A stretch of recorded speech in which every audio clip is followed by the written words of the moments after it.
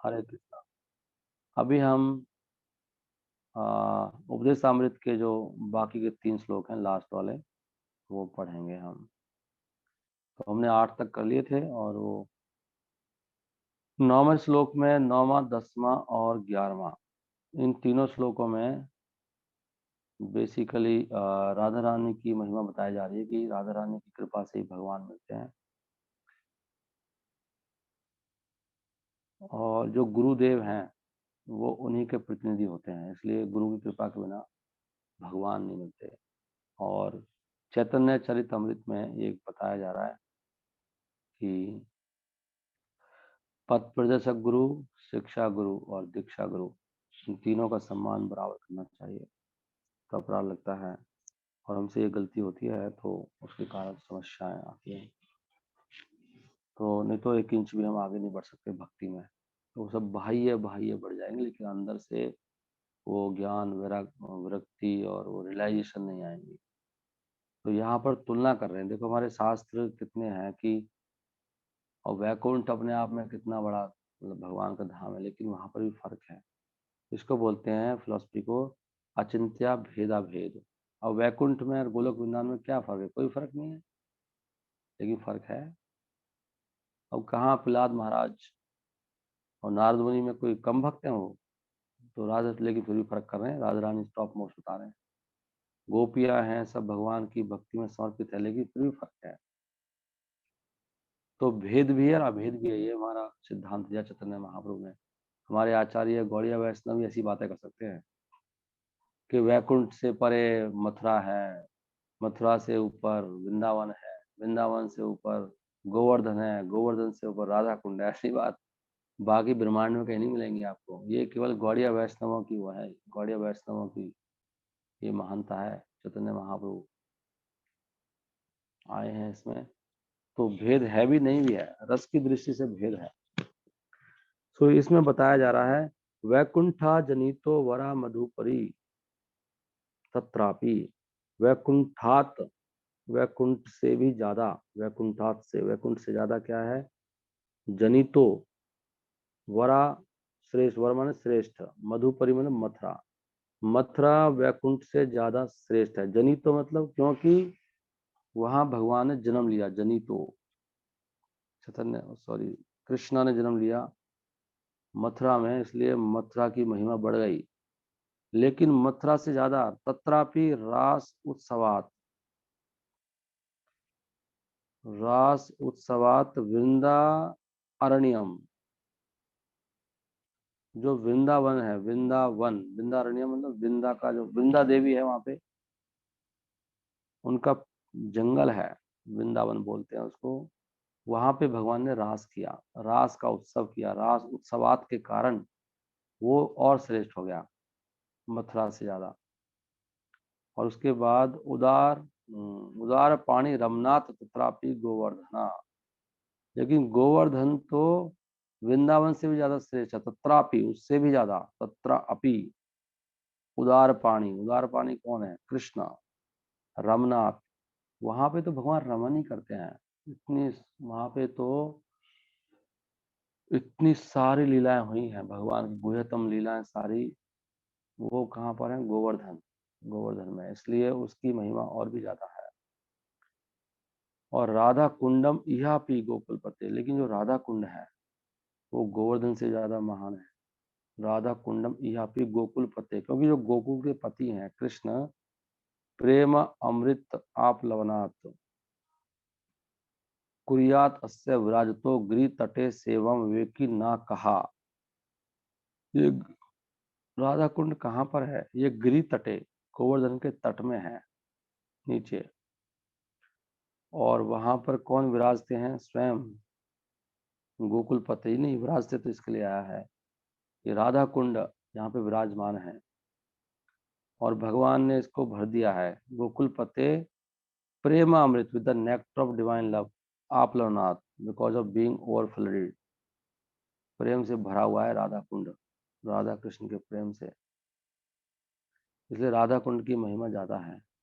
प्रेम अमृत आप्लावनाथ, आप्लावनाथ, प्रेम अमृत आप्लावनाथ। कुर्यातस्य, कौन ऐसा विवेकी पुरुष है जिसमें बुद्धि है जो इस राधा कुंड की सेवा नहीं करेगा। राधा कुंड सबसे ऊपर है, क्योंकि यहाँ पे तो प्रेम से, यहाँ पे लिखा है कि भगवान श्री कृष्ण के प्रेम से भरा हुआ है, कृष्ण के प्रेम से भरा हुआ, कृष्ण प्रेम राधा कुंड में है और ओवर फ्लडेड है, पूरा ऊपर तक भरा हुआ है। अमृत, प्रेम, राधा कुंड, ये आपका उपदेश अमृत ग्रंथ आपको सूचना दे रहे हैं। इससे पहले सूचना थी हमारे पास कि भगवान के नाम, रूप, चरित्र आदि इनका 24 घंटे हमें श्रवण करना चाहिए। और अभी उन्होंने सब तुलनाएं कर दी जगहों की सबकी। राधा कुंड सबसे टॉप मोस्ट है, उसके बाद वो बहुत ही अच्छी सूचना दे रहे हैं आपको। सोचो, सुनो, बहुत अच्छा श्लोक है 10वां वाला, ये और भी ज्यादा ज्ञान वाला श्लोक। यहाँ पे कह रहे हैं कर्मिभ्यः परितो हरे प्रिया तया व्यक्तिम। कर्मिभ्यः, जितने भी कर्मी हैं संसार में, परितो, परितो मतलब किसी भी रूप में देख लो, चाहे हरे, हरे प्रियतया व्यक्तिम यजुर ज्ञानिनः, जितने भी कर्मी हैं संसार में जो कर्म करते हैं बड़े बड़े, चाहे वो पाप कर्मी हो, चाहे वो पुण्य कर्मी हो, चाहे वो कर्म कांडी हो, जो कर्म कभी कुछ करते हैं, मैंने कर्म किया है, देखो क्या कर डाला मैंने, कोई भी कर्म कर लो, बड़े से बड़े दान पुण्य कुछ तो करो, कोई ऐसे कोई भी कर्म हो, अश्वमेध यज्ञ कर लो, वो भी कर्म है, कोई बड़े से बड़ा यज्ञ कर डालो, कर्म कर लो, लेकिन उनसे भी ज्यादा कौन श्रेष्ठ है? ज्ञानी, ज्ञान की महिमा ज्यादा है, यजुर ज्ञानिनः। तो देख लो आप कर्म का क्या वैल्यू है, मूर्ख लोग कर्म करते हैं, इसका मतलब ज्ञानी ज्यादा श्रेष्ठ है कर्मी से। ज्ञान बढ़ाओ, ज्ञान लीजिए, उसकी महिमा ज्यादा है। ज्ञान से ही सारे पाप कर्म, कर्म से कर्म नहीं कटता है, कर्म में बहुत बड़ी समस्या है। कर्म में दोनों होते हैं, सुख भी और दुख भी, लेकिन ज्ञान से सारे कट जाते हैं ये पाप वाप सब। तो ज्ञान की महिमा ज्यादा है, लेकिन उस ज्ञानी से, जिसको ज्ञान है, ज्ञानी से ज्यादा महान कौन है? ज्ञानिनो तेभ्यो ज्ञान विमुक्तः, जो ज्ञान के कारण मुक्त हो चुका है, वो उस ज्ञानी से ज्यादा श्रेष्ठ है। मतलब और ज्यादा ज्ञानी हो, ज्ञान से विमुक्त हो गया वो। विमुक्त कैसे हुआ, कैसे मुक्त हो गया? ये बड़ा चला ज्ञानी है, यहाँ पे लिखा है मुक्त हो गया। और इसमें क्या लिखा है?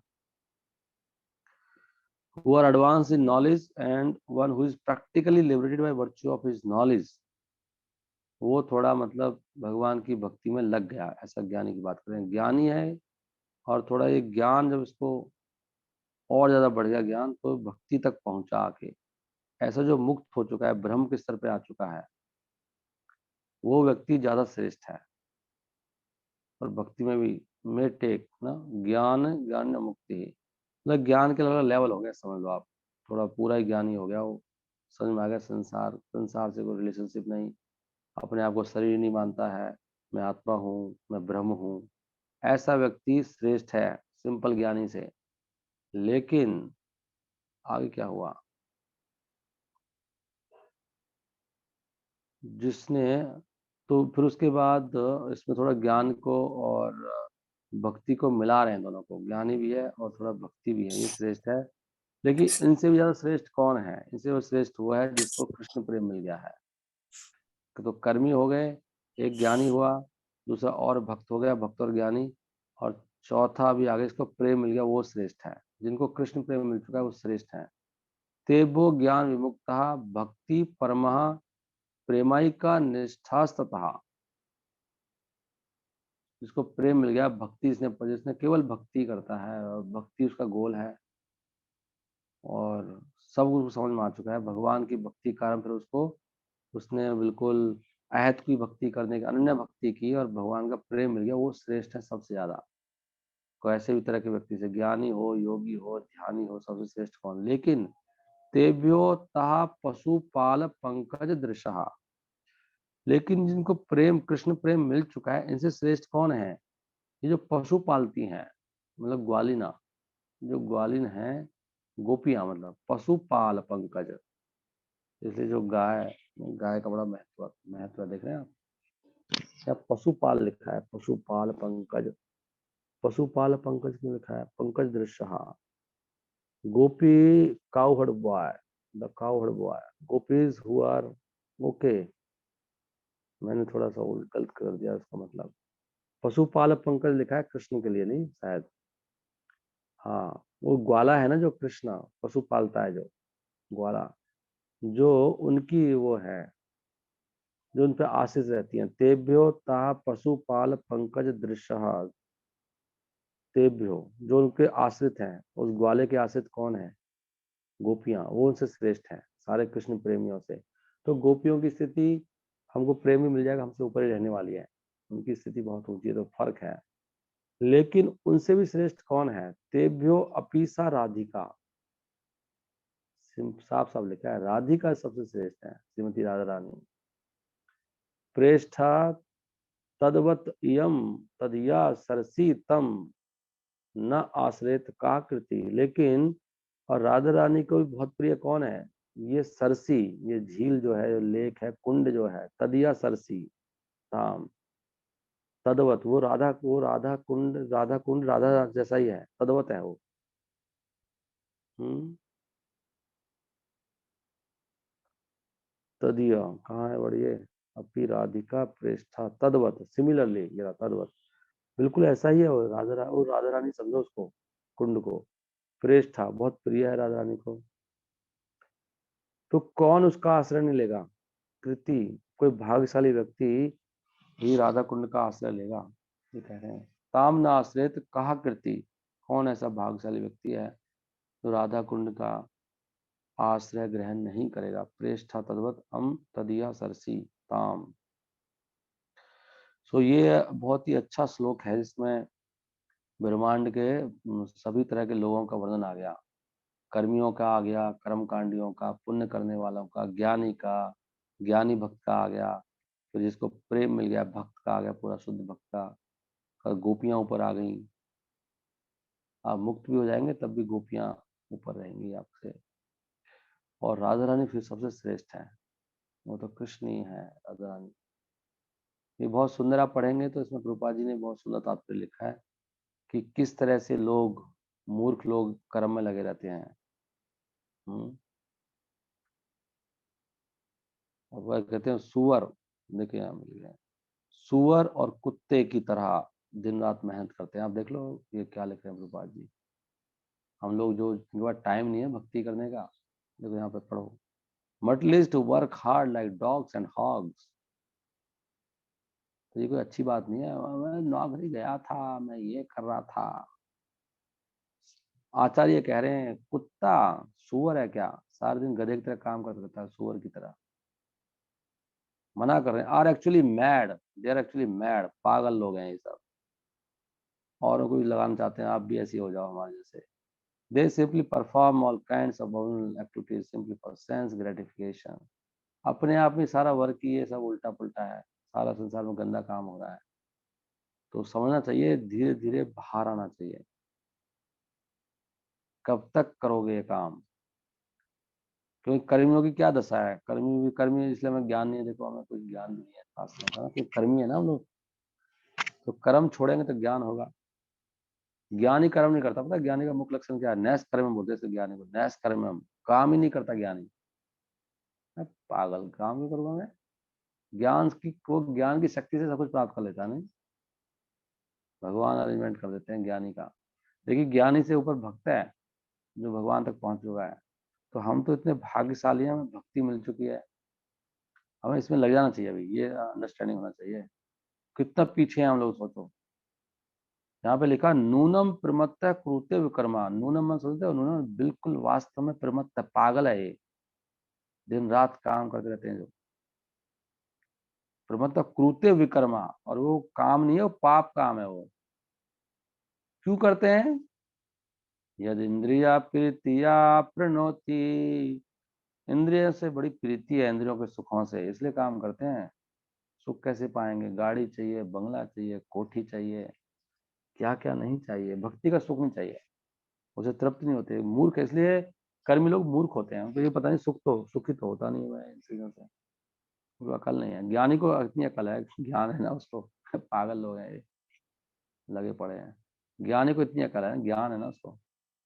और ज्ञानी से बड़ा ज्ञानी कौन है? जो भक्त है। उनको पता है ज्ञानी पागल है, ज्ञान लेके घूम रहा है, भगवान की सेवा करता नहीं है। तो भक्त तो और ज्यादा होशियार है। ना साधु मन्य यत आत्मनोयम असन्न अपि क्लेश आसदेह। क्लेश ही मिलता है इसे, कर्म करने से क्या मिलता है? असत है क्लेश आसदेहा, इसमें कुछ नहीं क्लेश के अलावा, फुल ऑफ मिजरी। इनको एक शरीर मिलता है, भौतिक शरीर ऐसे लोगों को वो क्लेश देता है केवल। क्लेशदा, क्लेशदा, क्लेश देने वाला ऐसा शरीर मिल जाएगा आपको अगले जन्म में बस। और बहुत क्लेश देगा आपको, कष्ट पे कष्ट। ये कर्म का यही फल होने वाला है, असत अपी। और वो भी छिनता रहेगा, बार बार असत हो जाएगा। ये साधु बंदा नहीं है, ना साधु मन, अच्छी बात नहीं है ऐसे काम करना, ऐसे कह रहे हैं आचार्य। समझ रहे हैं ना आप? तो ये पढ़ेंगे तो आपको बहुत आनंद आएगा। इसके बाद लास्ट श्लोक। कृष्ण ही उच्च प्रणयावसीता प्रेसेभ्यो अपि राधा। प्रेसोभ्यो भी राधा। भगवान कृष्ण की जितनी भी प्रेसी हैं उनमें राधा सबसे ऊपर है। ये राधा शब्द तो पढ़ने को भी नहीं मिलता ना, आपको पढ़ने को मिल रहा है नहीं, गीता में तो है नहीं और भागवत में भी नहीं है। इसमें आप पढ़ सकते हो। प्रेसोभ्योपि राधा, कृष्ण ही उच्च ही प्रणय। देखो अब राधा रानी का क्यों महानता है, भक्ति की महानता है ना।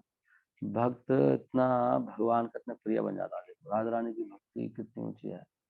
तो देखो सब उनको पूज रहे हैं पूरे ब्रह्मांड में। प्रेसो भी राधा, बहुत प्रेमी है भगवान की, प्रिय बहुत लोग हैं, लेकिन सबसे ज्यादा प्रिय कौन है? राधा रानी। इसलिए हमें इतनी बुद्धि होनी चाहिए कि मैं क्यों अपना जीवन खराब कर रहा हूँ। कृष्ण का प्रिय बनना चाहिए। दुनिया तो भाई, आज मैं उसको पढ़ रहा था भक्ति सरस्वती ठाकुर का, वो जो मैंने आपको भेजा है उसको हिंदी में करके भेज दीजिए हो सकता है तो समस्याएं तो आएंगी, भक्ति करोगे तो बहुत आएंगे, लेकिन वो कहे कोई परवाह मत करो, कृष्ण के प्रिय बनो ना। भक्त को अंदर से कुछ महसूस नहीं होता, बाहर से बहुत समस्या आ सकती हैं, लेकिन भक्ति मत छोड़ो। कुछ भी हो, माया हो सकता है आपको विचलित करे, आपको भोगी बना दे, माया से कर सकती है माया। माया पता नहीं क्या क्या टेस्ट लेगी आप, लेकिन भक्ति मत छोड़ना, कुछ भी हो जाए चाहे कुछ भी हो, भक्ति मत छोड़ो, फिर सब ठीक हो जाएगा। टेस्ट तो होंगे। तो ये श्रीमती राधा रानी क्या है, यहाँ पे लिखा है कि भगवान ने उनके साथ किया ना टेस्ट, भगवान ही गायब हो गए, बताओ। तो क्या करती हैं गोपियां? जो सबसे प्रिय हैं उनसे भगवान खुद ही, भगवान भी टेस्ट ले लेते हैं एक तरह से, लेकिन उन्होंने चिंतन नहीं छोड़ा भगवान का। कुछ नहीं, कर्म में छोड़ो, कृष्ण को कर्म में लग जाते हैं, भाड़ में जाए, नहीं आ रहा तो नहीं। दिन रात सिमरन, लीलाएं सिमरन करती रहती हैं, नाम लेती रहती हैं, और वो और ऊंची भक्ति है। एनीवे, प्रणयावस्थी क्या है? प्रणयावस्थी, जितने भी भगवान के प्रणयावस्थी कौन है, जितने भी चीजें हैं प्रेम की भगवान की, उनमें सबसे कृष्ण उच्च ही, हाई वाली, सबसे ऊंचे ऊंचे भगवान के जो प्रेमी हैं और जो प्रिय हैं, उनमें सबसे ऊपर कौन है? राधा कुंडम। राधा और राधा कुंड दोनों लिखा है, पहले राधा का आ गया और राधा कुंड आ गया। राधा कुंडम चास्य मुनिभिर अभितस्तादृग एव व्यधाई। सारे जो विद्वान पुरुष कहते हैं ऐसे, मुनि भी, सबका अंडरस्टैंडिंग यही है कि राधा कुंड सबसे टॉप मोस्ट है। राधा राधा राधा कुंड एक ही बात, ताद्रक उसी प्रकार व्याध भी डिस्क्राइब्ड। जैसे राधा रानी के बारे में बता रहे हैं उसी प्रकार राधा कुंड के बारे में बता रहे हैं सारे आचार्य। यत प्रेष्ठई, यत प्रेष्ठई अपि अलम असुलभम। वो बड़ा दुर्लभ है प्राप्त करना राधा कुंड। प्रेष्ठ जो बहुत उन्नत भक्त हैं उनके लिए भी प्राप्त करना बहुत मुश्किल है, राधा कुंड को प्राप्त करना। तो किम पुनः भक्ति भाजाम, तो बाकी की क्या कहें, उनको तो बहुत ही मुश्किल है। तो सिंपल भक्त हैं, जो भक्ति में लगे हैं बेचारे, वो कैसे प्राप्त करेंगे? जो बहुत उन्नत है उन्हीं से प्राप्त नहीं हो रहा। तत् प्रेम दम सकृतम अपि सरासनातुर अविष्करोति। इसलिए एक बार भी इस सरा, इस सरोवर में प्रेम दम कोई स्नान कर ले तो प्रेम मिल जाता है उसको। तत् प्रेम दम, प्रेम इदम, इस कर्तव्य मतलब एक बार भी, कर्तव्य एक बार भी स्नान कर ले राधा कुंड में, उसको प्रेम मिल जाएगा।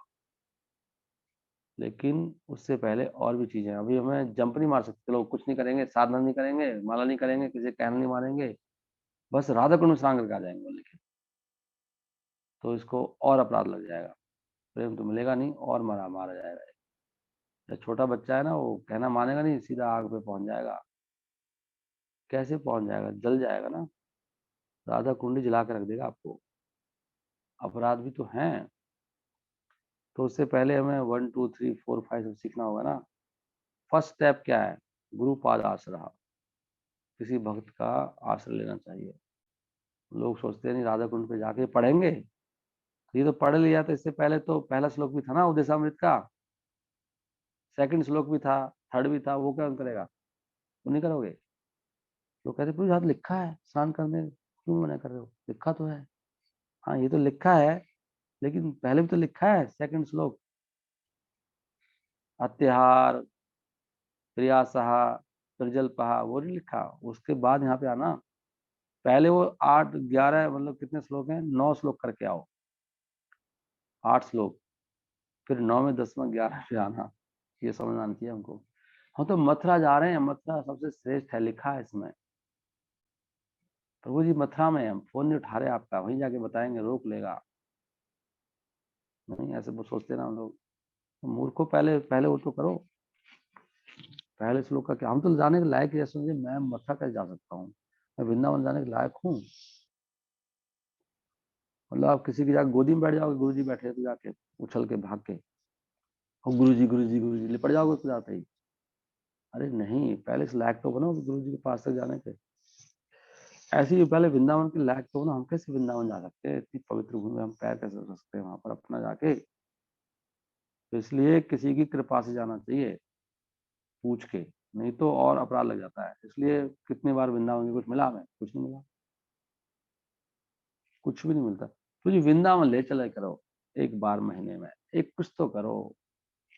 अरे पहले और वो सब ठीक है, और भी तो करने की बहुत सारी चीजें हैं। तो एक तरह से हम लोग, हमें सोचना चाहिए हम कहाँ लायक है वहां जाने की। तभी तो कह रहे हैं, और नहीं तो आप देख लो, मतलब आप वृंदावन पहुंच गए, आप राधा कुंड कैसे पहुंच गए? यहाँ तो लिखा है जो बहुत एडवांस डिवोटी हैं, जो प्रेमी भक्त हैं, उनको नहीं मिलता है, तुम्हें कैसे मिल गया वो? तो आप राधा कुंड नहीं जाते, कहीं और जाते हो। राधा कुंड कौन जा रहा है? यहाँ तो लिख रहे हैं मिलता ही नहीं है, तो तुम्हें कैसे मिल गया भाई? इसी आइडिया लगा लोगे, आप कहीं और जा रहे हो। यहाँ पे लिखा है यत प्रेष्ठर अपि असुलभम, अलम असुलभम। बहुत मुश्किल है ना वहां तक जाना।